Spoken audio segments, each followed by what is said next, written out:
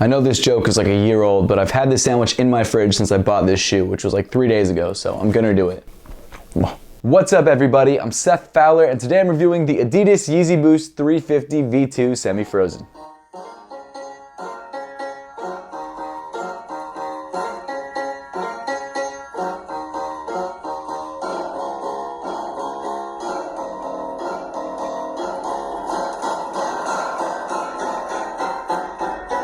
Ben, hey, stop sniffing the McChicken. This is never a shoe that I thought that I'd review, mainly because I didn't want it, but it's been sitting on shelves pretty much everywhere, so figured might as well get it for the video.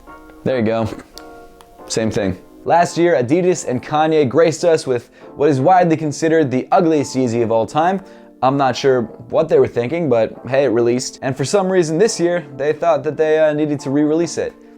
So that was weird. Try to remember a full year back to 2017 when this shoe was first announced and it first released, and at the time it was thought to be the most rare and limited Yeezy Boost 350 V2. Of course, back then the sneaker sold out because people thought the shoe was very rare, but as time went on, the resale started to plummet. Right before it released, it was going for $2,000, and then closer to release, it was going for around $1,200, and then slowly as time went on, it started to go down and down and down until it hit about $400. And I like to call that couple months the time when people regain their senses, because this shoe is crap. Before I dive deeper into this neon nightmare, I'd like to preface this review by saying the colors on their own aren't bad. If this shoe had released purely as a neon green or Volt colored Yeezy with really no other colors on it, I think it would have been fine. Even if they had just gotten rid of the gum outsole and this red text on the side, I think it would have been an okay sneaker. But they added a lot of on this shoe. And it's funny now, about 5 days after the re-release, you can pretty much walk into any Foot Locker and find any size. Just goes to show you, if you call a shoe the most limited of something, it'll sell, even if it looks like this. Jumping right into the upper of the sneaker, you've got your standard Yeezy Boost 350 V2 prime knit pattern. The base color, as you can tell, is this Volt or neon green, which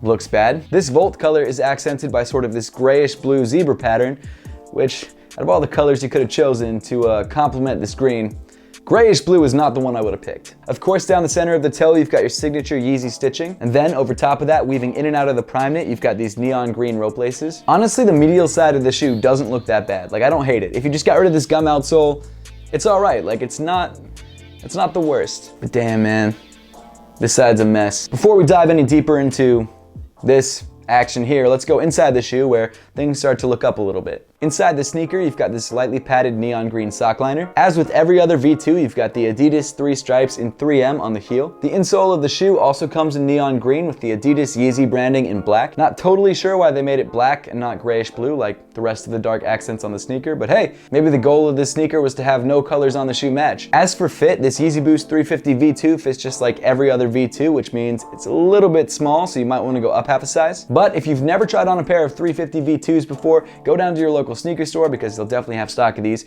Try on a pair of these to make sure the sizing is right for you. Actually, do yourself a favor and don't buy them. Continuing back on the sneaker to the midfoot, you've got your SPLY 350 in sort of a burnt orange. They made sure to put that orange right on top of the only plain part of the green, just to make sure it doesn't match. And then moving around to the heel of the sneaker, you've got this neon green pull tab with this very light orange dotting. And that orange doesn't match the other orange on the shoe. That's the only time this orange can be found on this sneaker. Continuing down the sneaker, you've got this neon green semi-translucent ribbed midsole panel. This panel covers up the full Boost midsole, which is probably the only upside of this sneaker because it just makes it comfy. Then moving to the bottom of the shoe, you've got this gum outsole, which doesn't match with anything on the shoe. And then my absolute favorite part of the shoe, the heel, where it looks like the shoe shit itself. I'm a fan of the Adidas Yeezy Boost 350 V2 silhouette. I think it's a comfortable shoe. I think in the right colorways, it's a good looking shoe. The color blocking on this sneaker, however, is probably some of the worst that I've ever seen.